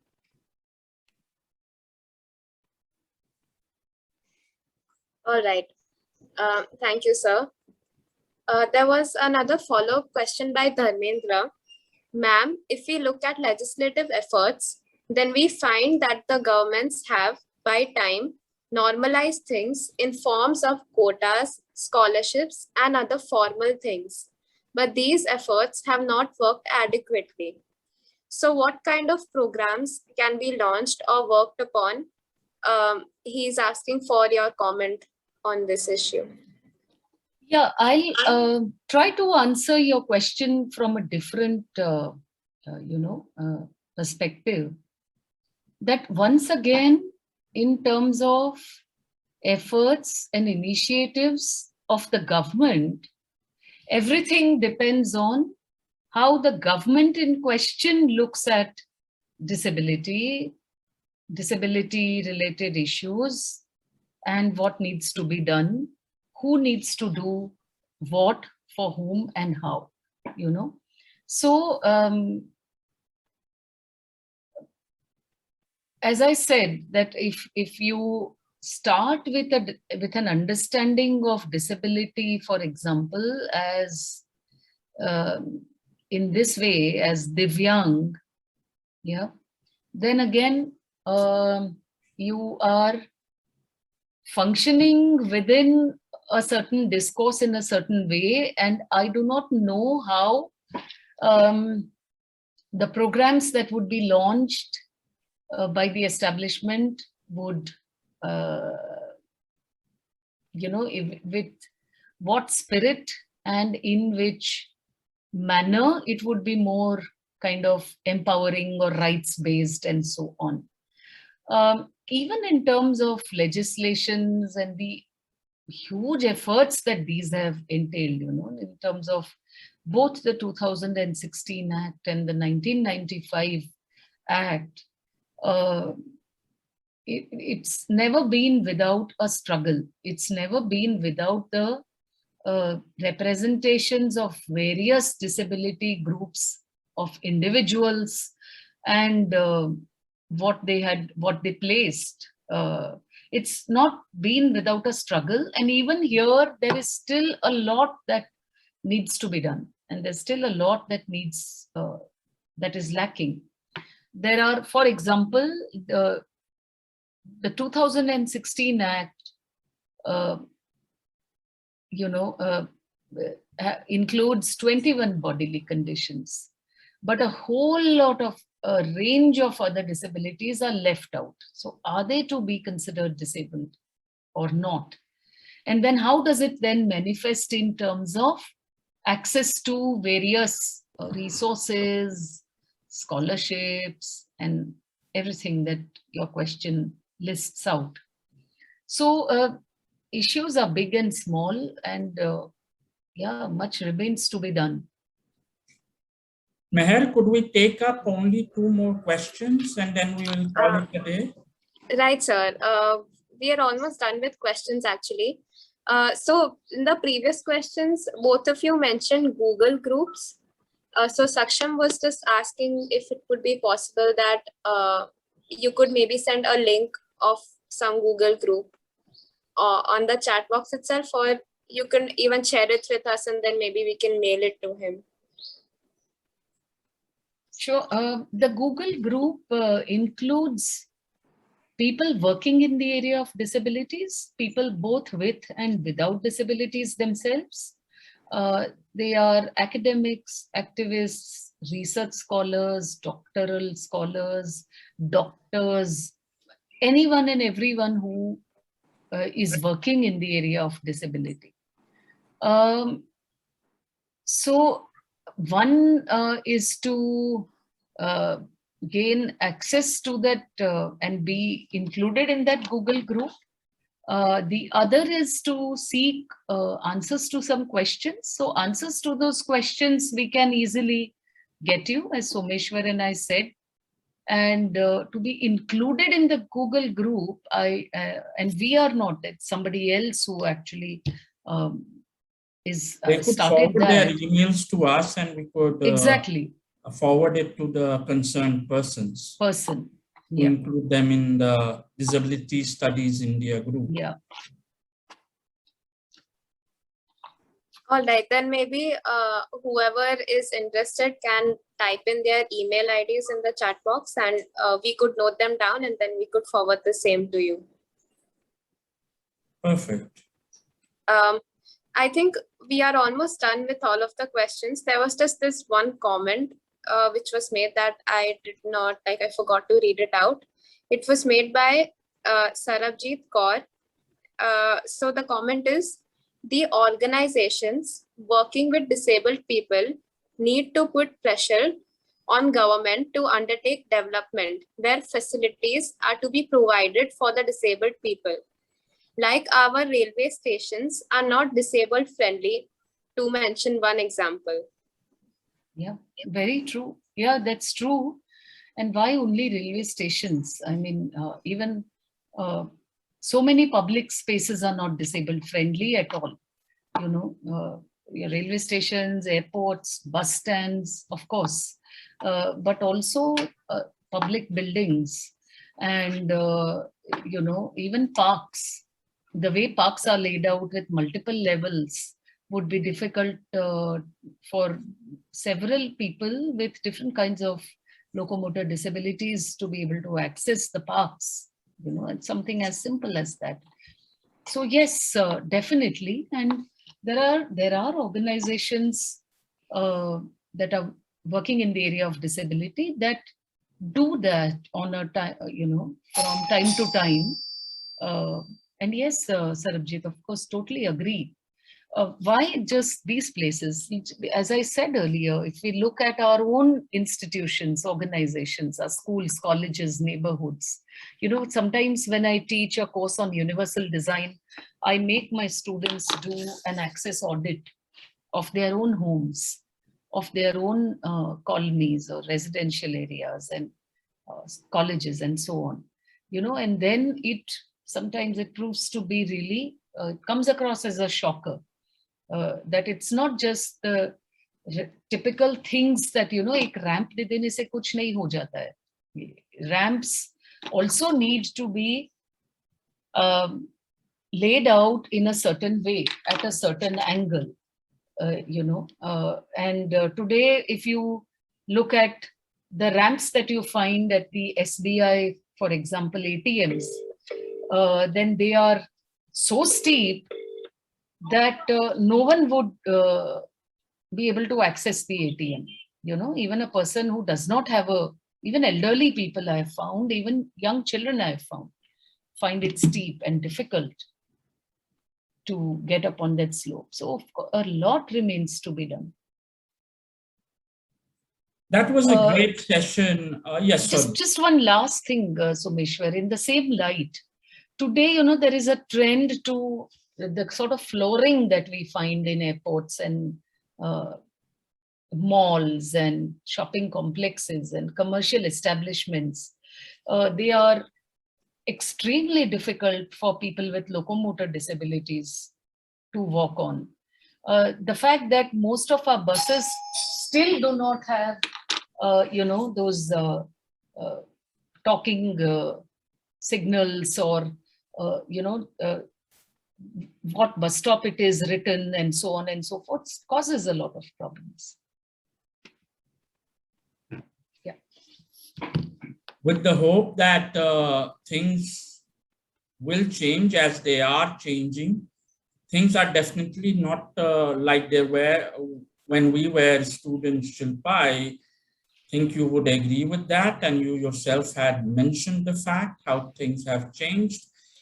But it's incumbent on all of us, both the disabled and non-disabled, to be agents of change rather than beneficiary of certain provisions by the government.